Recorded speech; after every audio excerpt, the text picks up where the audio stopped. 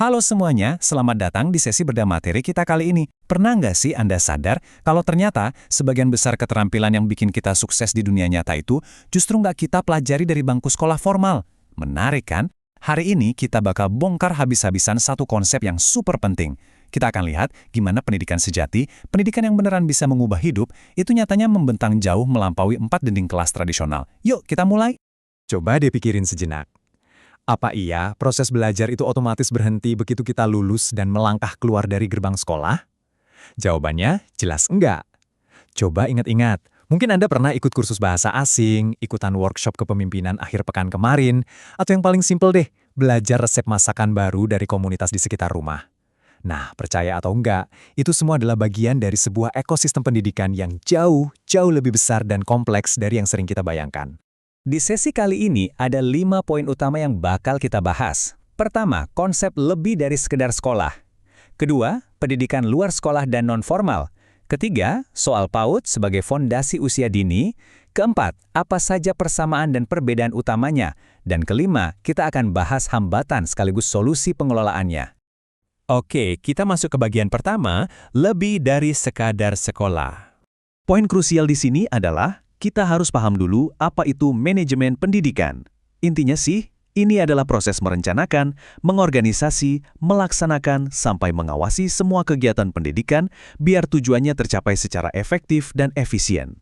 Gampangnya, manajemen ini tuh ibarat mesin tak terlihat yang bikin semua jenis pembelajaran itu bisa jalan. Tanpa ada manajemen yang solid, sebuah program kursus menjahit atau sanggar tari, ujung-ujungnya cuma bakal jadi ajang kumpul-kumpul biasa tanpa arah yang jelas atau hasil yang terukur. Nah, mesin manajemen ini beroperasi lewat 4 fungsi inti: perencanaan, pengorganisasian, pelaksanaan, dan pengawasan. Biar gampang, bayangin deh Anda lagi mau bikin kelas coding gratis buat anak muda di desa. Pertama, pasti Anda harus merencanakan dulu tujuannya apa. Terus masuk ke pengorganisasian alias nentuin siapa yang bakal jadi mentornya. Setelah itu, baru deh kita jalan mulai ngajar di tahap pelaksanaan. Dan terakhir pengawasan, kita cek, mereka ini beneran udah bisa bikin website belum sih? Jadi ini tuh bener-bener satu siklus utuh yang nggak bisa dipisahin. Lanjut ke bagian kedua, pendidikan luar sekolah dan non-formal. Dua istilah ini, pendidikan luar sekolah dan pendidikan non-formal, sering banget dianggap sama persis. Padahal di lapangan beda banget loh.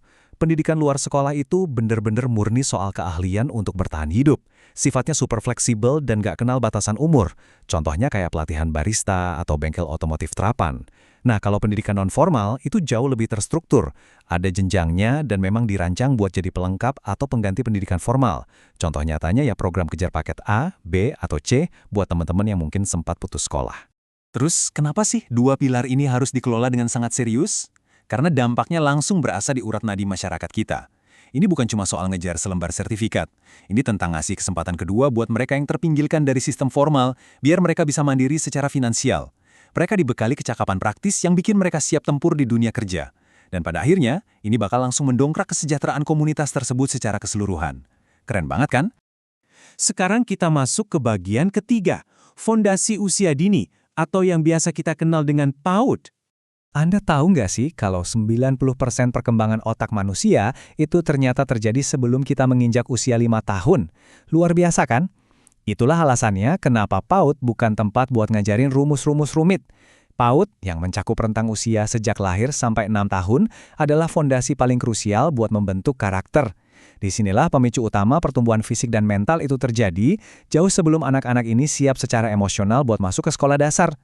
Di masa perkembangan emas ini, pendekatan belajar yang kaku dan membosankan dijamin nggak akan berhasil.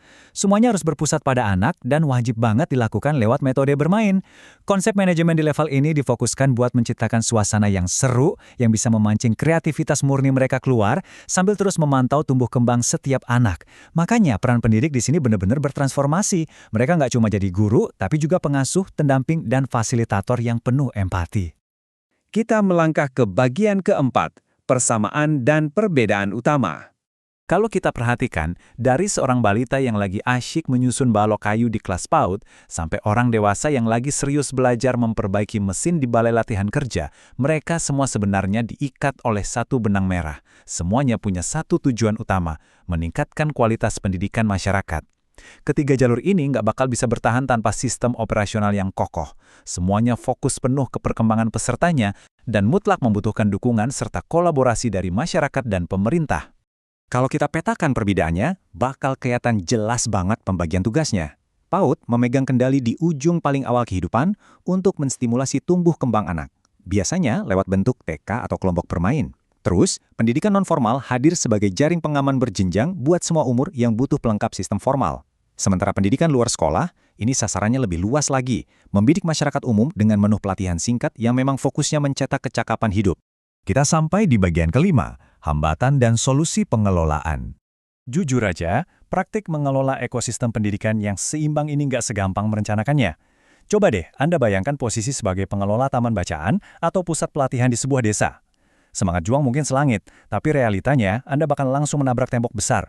Fasilitas yang kurang memadai, dana yang sering tersendat, susahnya mencari tutor profesional, dan yang kadang bikin paling pusing, menghadapi warga sekitar yang apatis dan merasa pendidikan nggak akan mengubah nasib harian mereka.